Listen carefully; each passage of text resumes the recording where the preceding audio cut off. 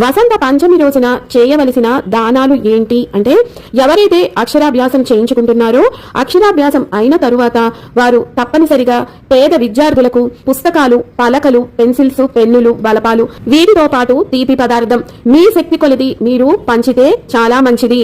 అలాగే సద్బ్రాహ్మణులకు ఒక తెల్లని తువ్వాలు తీసుకొని దానిపైన కొంచెం బియ్యం పోసి మీ యథాశక్తి కొలది దక్షిణ తాంబూలాన్ని ఉంచి ఆ మూటను వారికి దానంగా ఇవ్వండి. అలాగే వీలైతే దీపదానం కూడా చేయండి.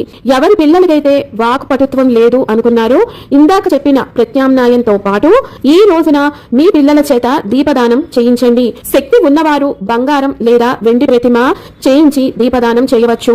శక్తి లేని వారు రాగి, ఇత్తడి లేదా మట్టి ప్రమిదైనా పర్వాలేదు.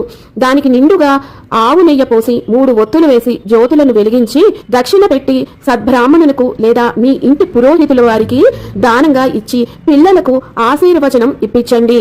అలాగే ఈ రోజున పురాణ పఠనం చేయాలి. అమ్మవారి కథలను వినాలి. దాంతోపాటు పురాణ పుస్తకాలను 10 మందికి పంచిపెడితే చాలా మంచిది.